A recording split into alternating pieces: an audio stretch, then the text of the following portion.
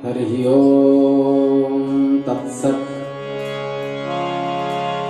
श्रीमते रामचंद्राय नमः। श्रीमते रामानंदाचार्याय नमः। श्रीमते मलूकदासाय नमः।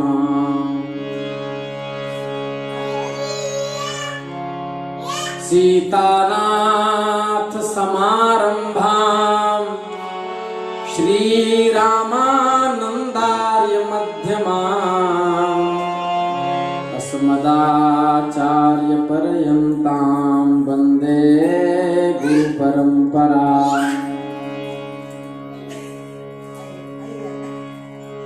शंकरं शंकराचार्यं केशवं बादरायणं सूत्रभाष्यकृतौ वन्दे भगवन्तौ पुनः पुनः।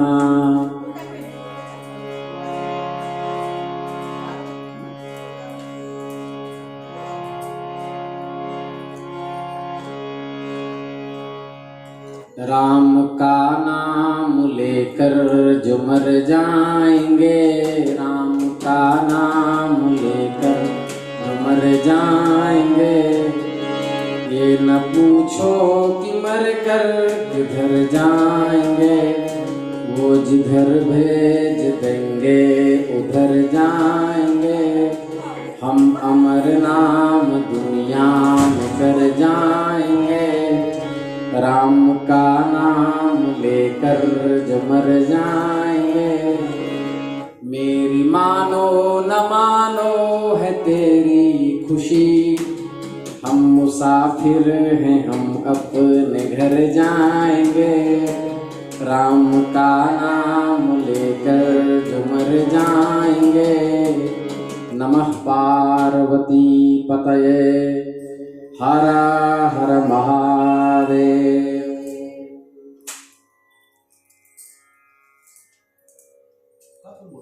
अनंत कोटि ब्रह्मांड नायक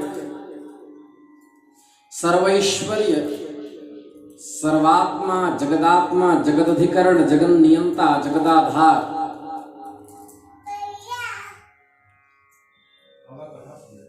सर्वप्रियतम भगवान श्री राधा गोविंद की महती कृपा करुणा से हम आप सब इस विशुद्ध सत्संग मंडप में बैठकर मनुष्य जन्म धारण करने का सर्वोत्कृष्ट साधन सत्संग भगवत पाद जगत गुरु शंकराचार्य भगवान की कथा उनके पवित्रतम चरित्र के माध्यम से प्राप्त कर रहे हैं।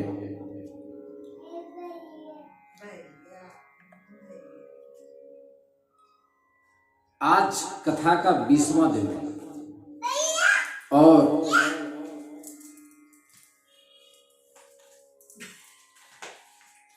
20 दिनों में हम लोगों को उस सनातन के धरातल पर उदित भगवान शिव के अवतार आद्य गुरु शंकराचार्य भगवान के उदात्त चरित्र के माध्यम से सनातनत्व को पहचानने का मौका प्राप्त हुआ। धन्य है वह धरातल जहां पर ऐसे महापुरुष प्रकट होते हैं।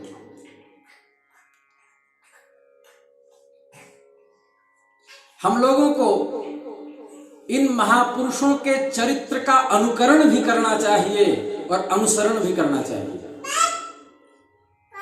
क्योंकि अनुकरण किस लिए करना चाहिए? श्रीमद् भगवत गीता में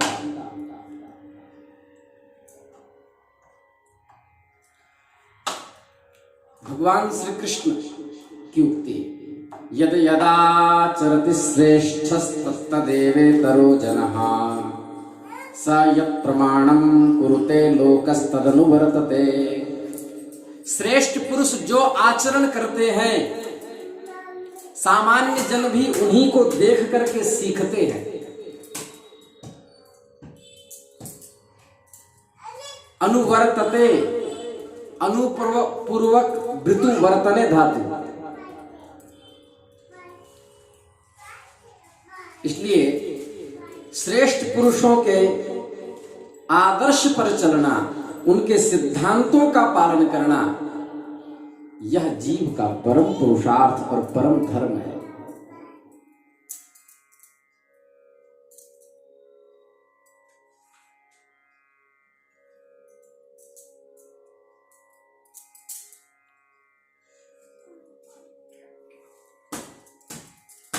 तो हम लोगों को भगवत पाद के चरित्र में अवगाहन करना चाहिए और महापुरुषों के जीवन से सीखना चाहिए कि हमारी रहनी कैसी हो,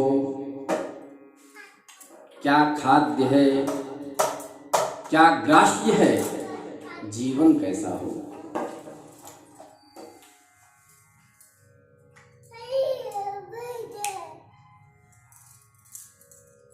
इस प्रकार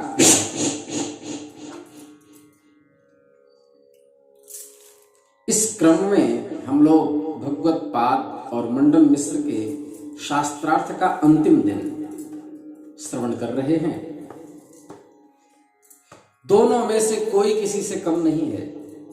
एक मीमांसा शास्त्र के अभूतपूर्व विद्वान हैं तथा वेदांतादि का भी अध्ययन गौणत्वेन किया है, और एक अद्वैत वेदांत के धुरंधर मूर्धन्य शिखर विद्वान हैं और जिन्होंने अन्य शास्त्र को गौणत्वेन महत्व दिया है।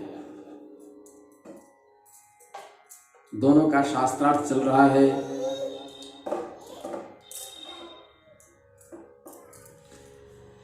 मंडन मिश्र शंकराचार्य भगवान से कह रहे हैं, यद्येष मंत्र न विधाय जीवम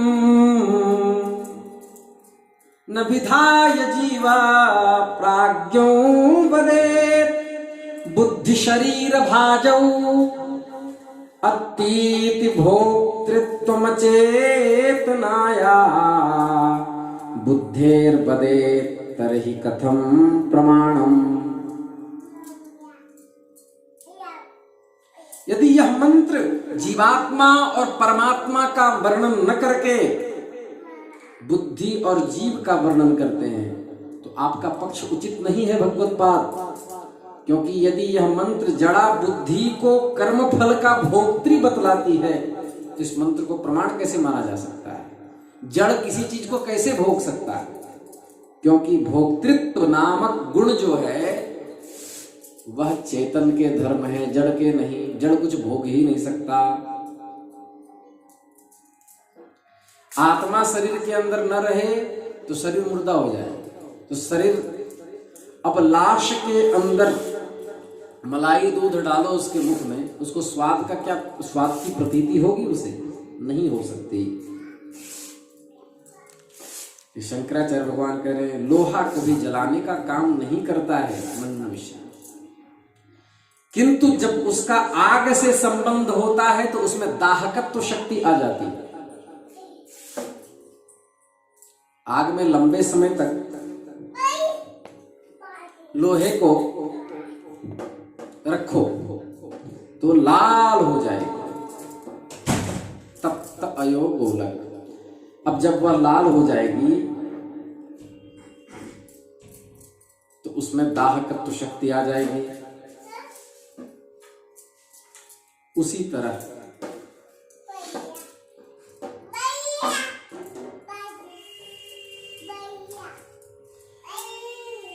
तरह अचेतन बुद्धि कभी भोक्तृ नहीं हो सकती, किंतु जब उसमें आत्मा का प्रवेश हो जाता है तो वह चेतन के समान फल भोगने वाली हो जाती है। आप तो मेरे ही पक्ष का समाधान कर रहे हैं। हे यतिवरेण्य, मेरे विचार से तो भेद प्रतिपादिका श्रुति ही अभेद प्रतिपादिका श्रुति से बतलाती है, क्योंकि प्रत्यक्ष आदि प्रमाणों के द्वारा भेद प्रतिपादिका श्रुति ही अधिक स्पष्ट होती है। इसलिए आपके पक्ष मुझे जम नहीं रहे। अब जो वाक्य कह दिया उसी में मंडन मिश्र पराजित हो गए। कह रहे हैं प्राबल्यमापादयति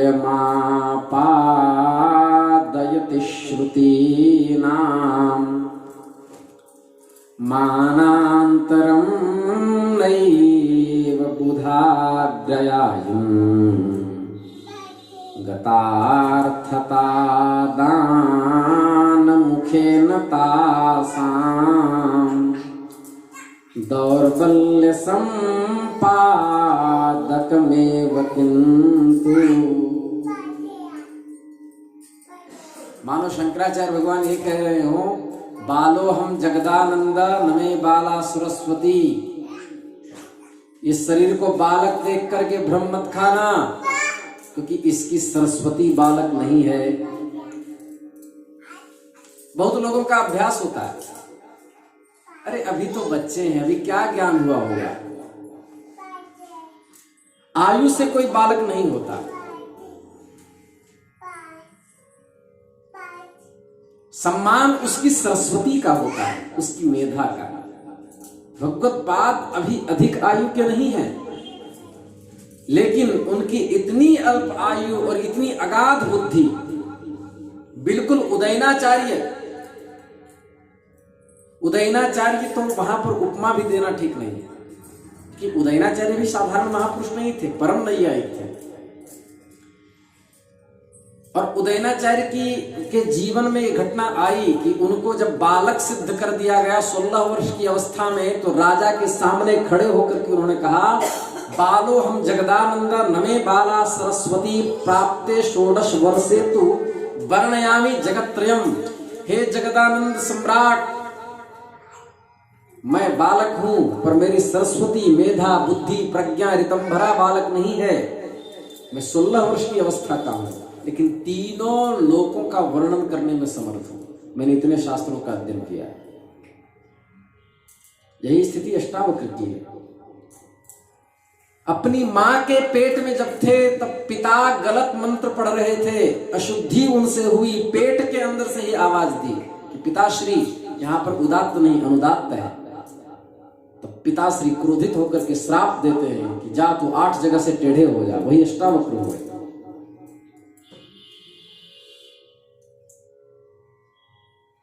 तो इस प्रकार मंडन मिश्र को उनको बालक नहीं समझना चाहिए था। किसी के वेश और आयु को देख करके उसके अंतःकरण का आकलन नहीं किया जा सकता।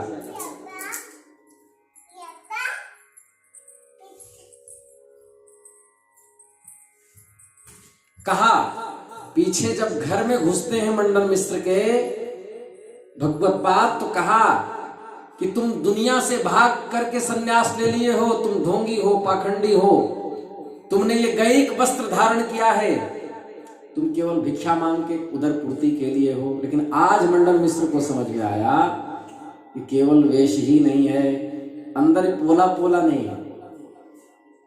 मंडन मिश्र समझ गए केवल बाह्य वेश को देख करके किसी को पाखंड कह देना, उसके अंदर असत्यत्व की स्थापना कर देना, ये कोरी मूर्खता और मूढ़ता है, जब तक उसके सरस्वती से परिचय ना हो जाए। क्योंकि किसी को देख के आकलन नहीं किया जा सकता इसकी भक्ति कितनी प्रगाढ़ है। और संन्यास तो परमहंसोपनिषद में वेश है, वह अलंकार पाखंड कैसे हो सकता है? यदि पाखंड है तो इसका मतलब है कि श्रीमन चैतन्य महाप्रभु, श्री भगवत पाद, श्री रामानुजाचार्य, श्री रामानंदाचार्य भगवान, श्री मलूकदास जी महाराज, समर्थ गुरु रामदास, रामकृष्ण परमहंस, स्वामी विवेकानंद, मीरा जी, इनका गैरिक वस्त्र पहनना क्या पाखंड है? क्या एक सिद्धांत से संपूर्ण जीव को नहीं पिरोया जा सकता जब तक उसके अंतःकरण का आकलन न हो जाए। भगवत बात कह रहे, हे विद्वानों में अग्रगण्य, प्रमाणांतरों के द्वारा पुष्ट होने मात्र से कोई श्रुति प्रबल नहीं होती। शास्त्रार्थ करके बार बार भेद प्रतिपादिका श्रुति की स्थापना करके ये कहना जीव अलग है ब्रह्म अलग है, इससे कुछ नहीं होता, क्योंकि उन प्रमाणों के द्वारा गतार्थ हो जाने के कारण श्रुति दुर्बल हो जाती है। यही श्रुति के प्राबल्य और दौर्बल्य का निश्चय विद्वानों ने किया। अतएव प्रत्यक्ष आदि प्रमाणों से पुष्ट होने के बाद भी भेद श्रुति को प्रबल नहीं माना जा सकता, वह अभेद श्रुति की बाधिका नहीं हो सकती। इतना कहना ही था कि मंडन मिश्र का मस्तक झुक गया। एक तरफ की आधी माला उनके विरह में झुलस गई और शारदांबा की अवतार, सरस्वती की अवतार भूता उनकी पत्नी उभय भारती मध्यस्थता कर रही थी। उन्होंने मंडन मिश्र को शास्त्रार्थ में पराजित घोषित कर दिया।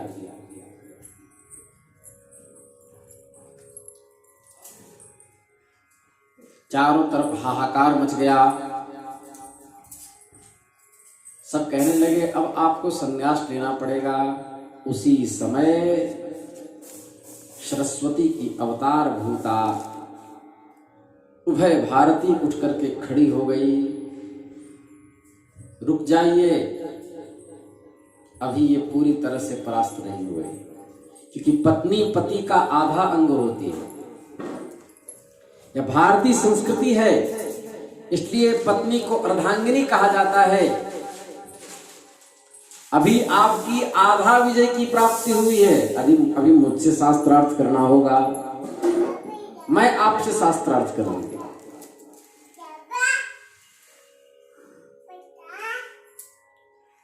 मुझे आप शास्त्रार्थ में परास्त करें। भगवत पाद कह रहे हैं, यद्वादिवाद कलहोत्सुकतां प्रतिपद्यते हृदयमित्यबले तदसाम्प्रतं नहि महायशसो महिला जनेन कथयन्ति कथाम्।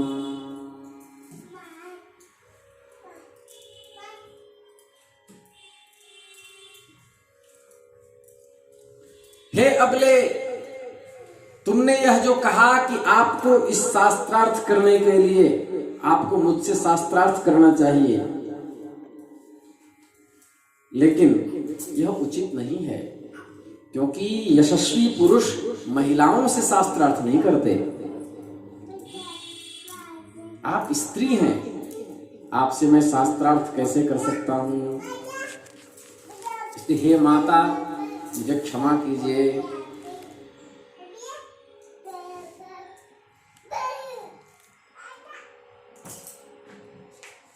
हे भगवान, अपने मत का खंडन करने का जो भी प्रयास करता है, चाहे वह स्त्री हो या पुरुष, अपने मत की रक्षा करने के लिए उसको सामने वाले को पराजित करने का अवश्य प्रयास करना चाहिए। क्या बृहदारण्यकोपनिषद के 3 अध्याय में यह कथा आती है कि महाराज जनक ने 1000 दुधारू गैया को समस्त उपकरणों से अलंकृत करके उनके सिंह को स्वर्ण से मढ़ दिया गया।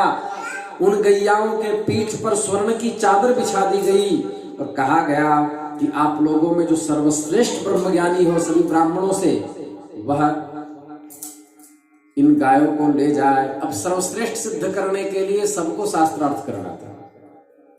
तब कोई ऋषि तैयार नहीं हुआ। उनके पुरोहित कौन थे? महर्षि याज्ञवल्क। महर्षि याज्ञवल्क ने अपने शिष्यों से कहा कि इन गायों को हाँक कर ले जाओ, क्योंकि मैं सर्वश्रेष्ठ ज्ञानी हूं। बस इतना सुनना था कि पंडितों में खलबली मच गई।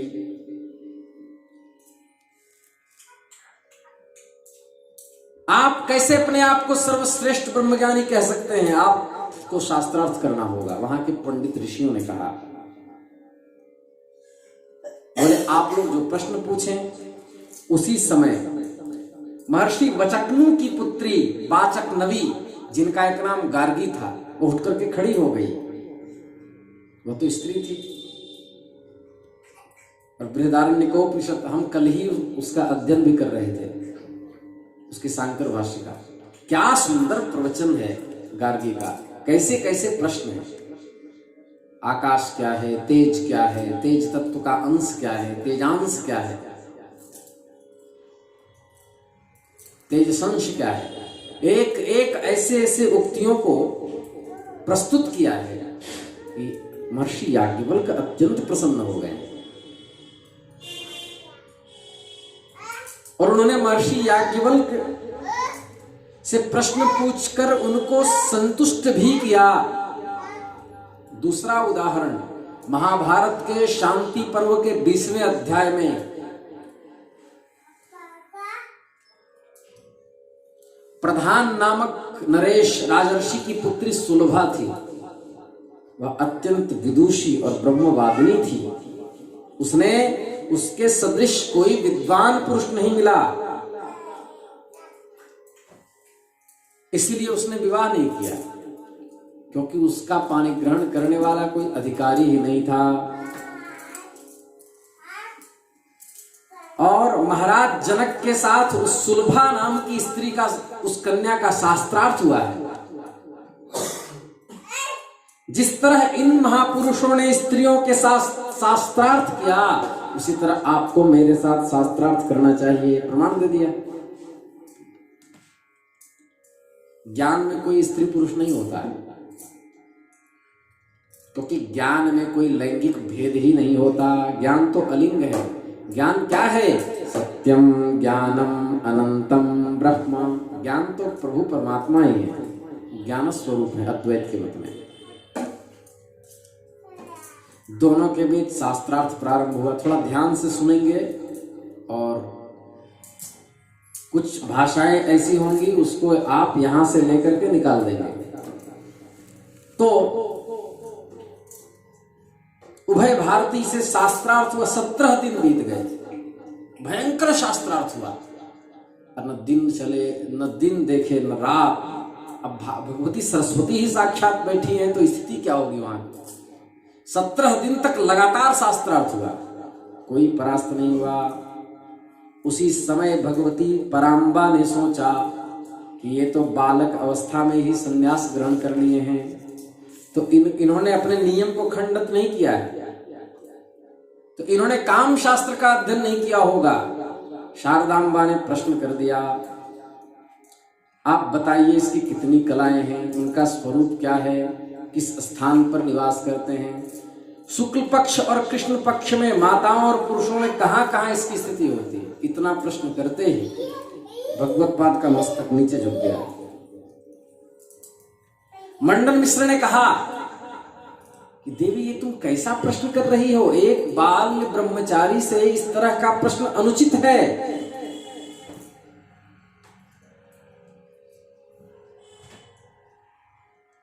अच्छा, ध्यान से सुनो। भगवान शंकर से कुछ भी छिपा नहीं, वो सर्वज्ञ है। लेकिन अभी वह मनुष्य अवतार में है, संन्यास वेश में है। कदाचित वह पराम्बा के प्रश्नों का उत्तर दे देते तो वह संन्यास धर्म के विरुद्ध होता।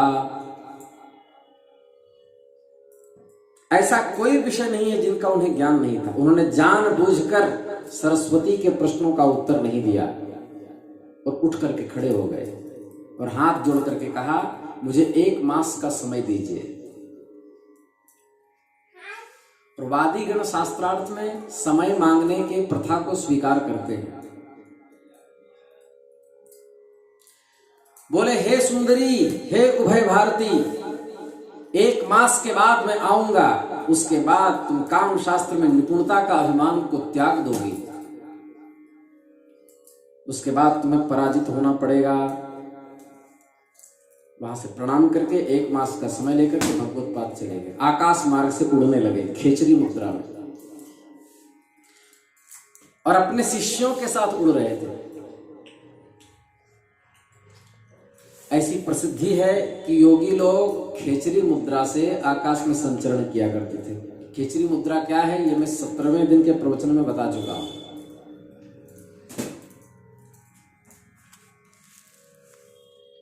आकाश से उन्होंने देखा किसी एक स्थान पर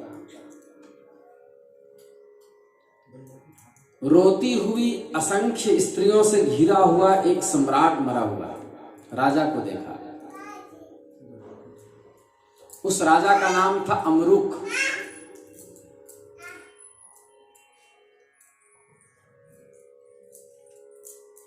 बहुत बदमाश है। वह वन में आखेट करने गया था। रात्रि में मूर्छित होकर पेड़ के नीचे गिर गया था। उसकी मृत्यु हो गई थी। उस मरे हुए सम्राट को देख करके यतिराज स्वामी शंकराचार्य ने अपने शिष्य सनंदन से कहा, जो सबसे पहले काशी में शिष्य बने थे,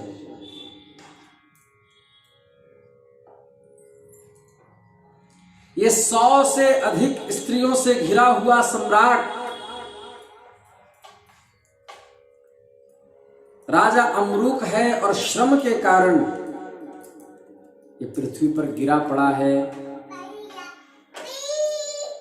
इस मरे हुए राजा के शरीर में प्रवेश करके इसके पुत्र को राज्य सिंहासन पर प्रतिष्ठित करके योग के प्रभाव से पुनः लौट आने के लिए मेरा मन उत्कंठित हो रहा है।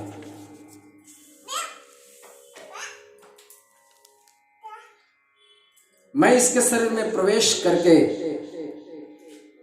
सारे कोक विद्याओं को सीखूंगा, क्योंकि भगवान शंकराचार्य को परकाय प्रवेश विद्या आती थी।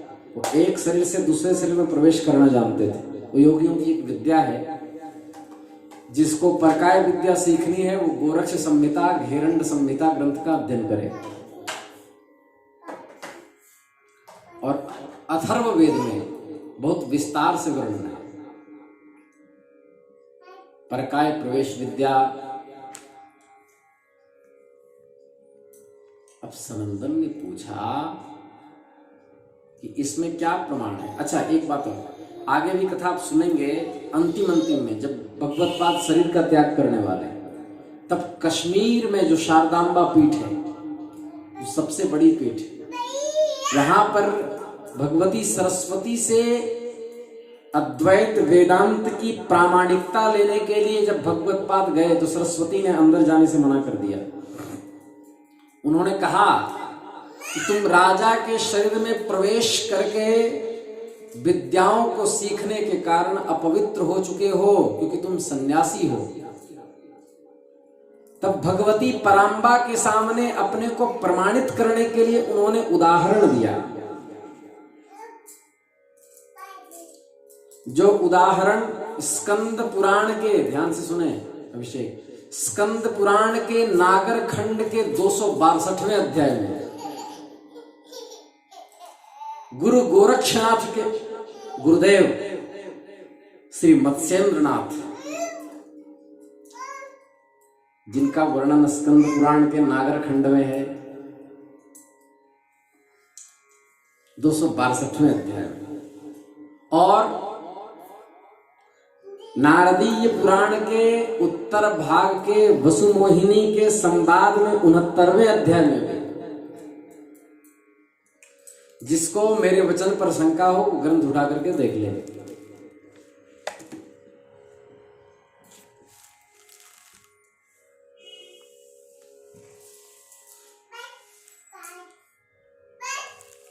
कहा जाता है कि मत्स्येंद्रनाथ ने सिंघल द्वीप के राजा के शरीर में प्रवेश किया था और इन्होंने अपने शरीर की रक्षा का भार गुरु गोरखनाथ को सौंप रखा था। उन्हीं के नाम से गोरखपुर है। और उस पीठ पर अभी वर्तमान में महान यशस्वी मुख्यमंत्री विराजमान है, योगी आदित्यनाथ। ये उसी परंपरा पे विराजमान है। इन पर भी गुरुजनों की अत्यंत कृपा है। नमन है ऐसे महापुरुषों को इसके बाद मत्स्येंद्रनाथ को उस राजा में प्रवेश करने के बाद बहुत दिन बीत गए, लेकिन उनकी वापसी नहीं हुई। शरीर की रक्षा गोरखनाथ कर रहे थे। तब जालंधर नाथ के शिष्य कनीफनाथ, जो जिनकी मेधा अत्यंत तेजस्वी थी, उन्होंने ध्यानावस्था से योग मार्ग से देखा और पता बताया कि वह सिंभल देश के सम्राट के शरीर में है।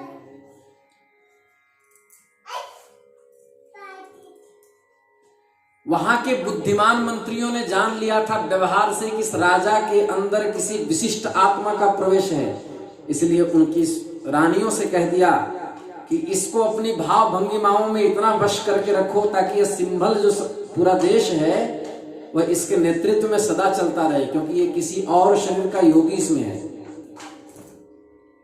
और उस राज्य पत्नियों ने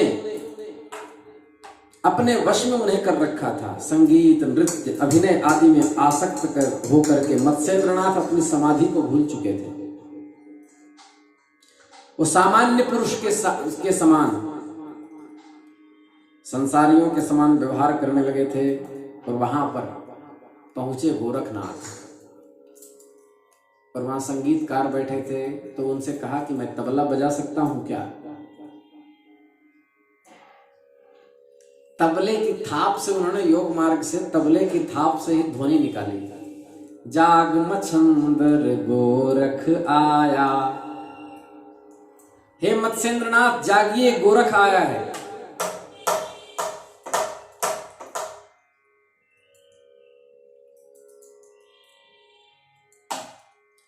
अनेक उक्तियों से बार बार प्रबोधित जब किया तो उनको अपने पूर्व स्मृति लौट आई। अरे मैं तो योगी था, मैं यहां कहां फंस गया।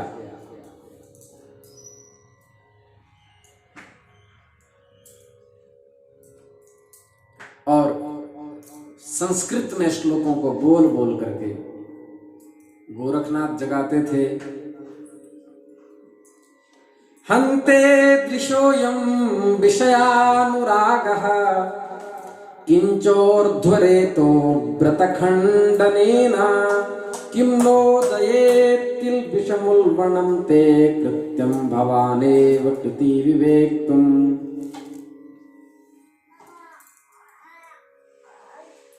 हे मच्छंदर, मत्स्येंद्र नाम है।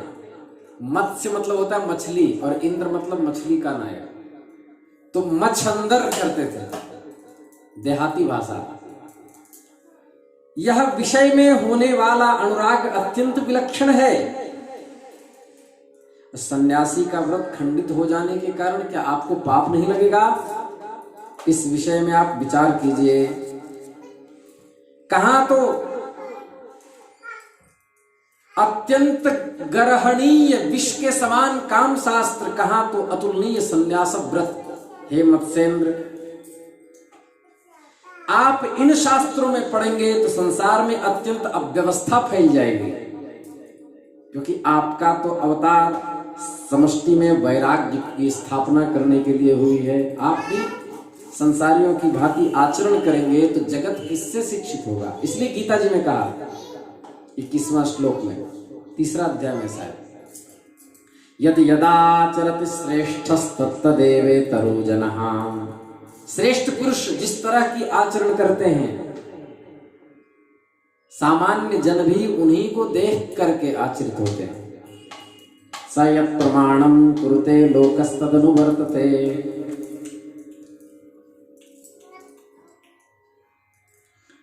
इस भूमंडल पर यति धर्म, संन्यास धर्म पहले से ही शिथिल हो चुका है। आप तो उसको सुदृढ़ करने के लिए प्रतिज्ञा करने वाले थे। आपको यह ज्ञात नहीं है क्या?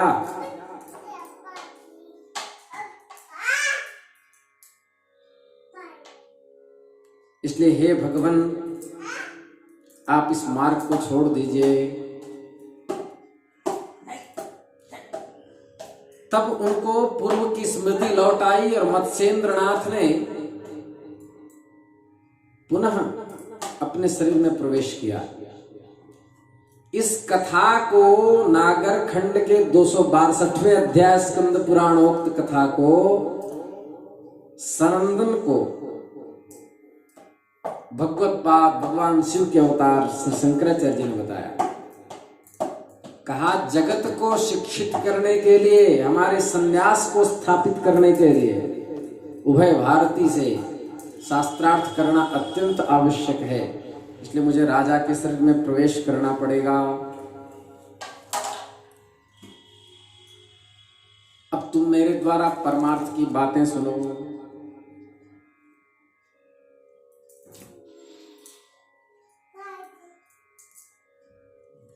हठ योग प्रदीपिका के 3 अध्याय का 85वां श्लोक। हठ योग प्रदीपिका, इसमें हठ योग का पूरा वर्णन है। मेहनेन शनैः सम्यक् ऊर्ध्वा कुंचनमभ्यसे पुरुषो वापि नारी वा वज्रोली सिद्धिमाप्नुयात्।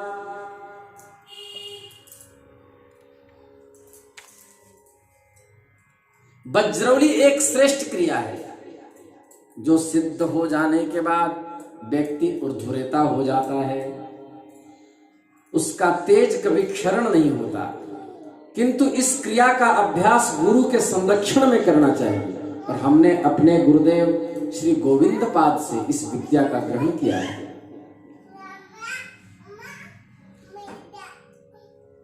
और सारी कामनाओं का मूल संकल्प होता है। संकल्प में पड़ने के बाद व्यक्ति को पाप या पुण्य लगता है। श्री कृष्ण अरबों गोपियों के मध्य में महारास का प्रतिपादन करते हैं, लेकिन फिर भी वह जीव के आदर्श हैं। क्यों? क्योंकि उनके मनःभूत पटल पर संसार की छवि पड़ती ही नहीं, वो संकल्प रहित होते हैं। इसलिए हे सनंदन,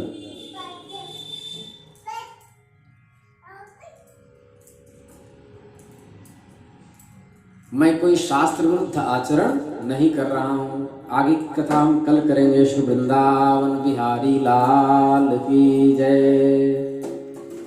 सिया राम जानकी बैठे हैं मेरे सीने में,